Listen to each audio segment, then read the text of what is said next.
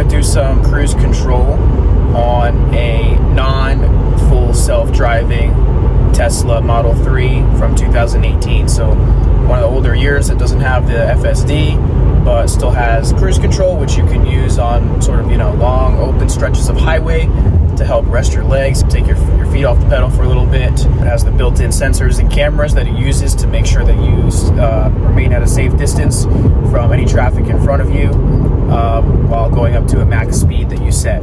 So it can be used in heavy traffic as well. You obviously just have to be careful for lane changes, because the lane changes are not automatic. You still have to do lane changes yourself, turn signals and all that, and watch out for unexpected lane changes from other drivers. So let's check it out.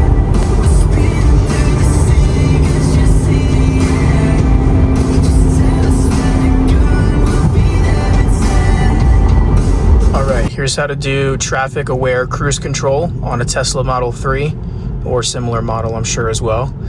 So this comes in handy on highways, whether you're at high speeds or whether you're in more stop and go traffic, kind of like I am right now.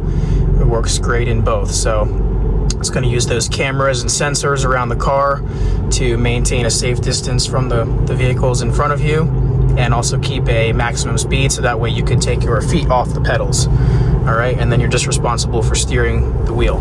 So how you do it is you're going to press your right stalk down like that, and now it's going to ask you to set a max speed, and you can do that using the right scroll wheel. All right, so we're on the highway, the speed limit's 70. I can set a max speed of 75 miles per hour.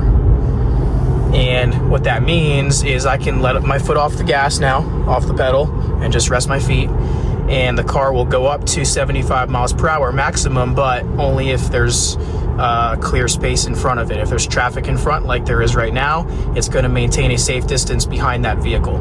So you can adjust that distance as well by moving the right scroll wheel to the left and to the right, and that's going to change your follow distance, which you can see on the screen. All right, so you can put it up to 3, 4 car lengths, 5, 6. I think it goes all the way up to 7. All right, we're going to put it down to 1 right now because I feel that 1 is appropriate enough for the conditions that we're in right now. So it leaves about 1 car length between, and we're in slow stop and go traffic, so that's safe. All right, so at this point, I'm just steering the wheel. I'm resting my feet. See all the traffic that it monitors around the vehicle. So I'm on I-95 north right now, heading up through Georgia and South Carolina. And we're in some heavy traffic areas with some slowing, it seems. This cruise control, traffic aware cruise control, comes in handy in this type of situation because it's monitoring constantly for the vehicles in front. And so I can kind of relax a little bit more, and I'm not worried about constantly looking out for stopping and slowing and speeding up myself. Traffic aware cruise control is going to handle all of that for me. And then once we're out in a clear space and traffic is going a lot faster, it's going to go up to whatever max speed we have set, which is 75 miles per hour. I do not have the full self-driving computer software installed on my 2018 Tesla Model 3. It did not come with it, and it would cost me $1,000 if I wanted to install the full self-driving software, and then $99 a month subscription if you want to do that. It's really not that bad. The $99 a month for full self-driving, in my opinion, is really not bad at all, right? Like if you say you're going on like a long road trip or something, for 1 month of the year, and you just want to buy the full self-driving just for that month, $99 is a pretty good deal. However, if you don't have the full self-driving software installed yet on your model, then you have to pay the $1,000 to have that installed and schedule that and everything in advance. But the traffic aware cruise control is definitely a useful feature for highways and straight wide roadways where you're either keeping up a constant speed and you want to rest your feet for a little bit, or you're in more stop and go traffic on the highway. It's completely reliable in that type of situation as well. So as you can see now, we're going a little bit faster. We're up to 60 miles an hour and max speed is 75, so it'll still go up to 75 if the cars in front are going at least 75. Okay, and you can adjust that max speed by scrolling the right scroll wheel up and down. So we'll put it up to 80 now. So now we're accelerating. It's accelerating by itself. I'm just resting my feet. We're gonna go up to 80 miles an hour. And then once it reaches 80, it's just gonna sort of chill out there at 80 and maintain that safe 1 to 2 car length distance behind the traffic in front. Now, if you wanna make a lane change, I'm gonna put this up higher to 85, okay, because I wanna pass this car in front. So I'm gonna do my lane change. And then the car is accelerating on its own up to 85. We'll make that pass. Really rough right-hand lane there, so we're gonna stay in this left asphalt lane. Got another Tesla Model 3 up ahead. See, now the max speed is still on 85, but the car slowed down because it's maintaining a safe distance behind the traffic in front.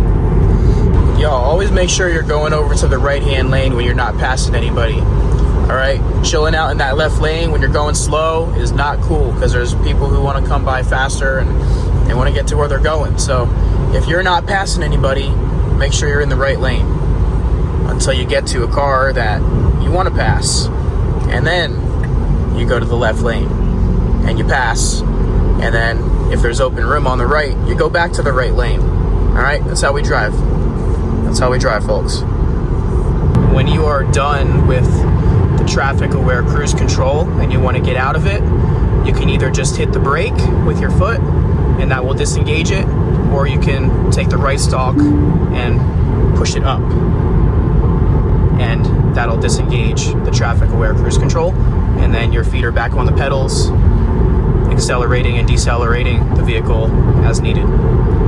Now, if you're coming up on a turn that you need to make, and not just a curve in the road, because curves in the road will be, somewhat handled by the traffic in front of you. But if you're coming up on a actual turn where you need to make a full turn onto a new road, you're gonna have to disengage the traffic aware cruise control, because it does not know, obviously, that you want to make a turn. Okay, it's only monitoring the traffic in front of you, and it's assuming that you want to continue straight in a straight path following the traffic.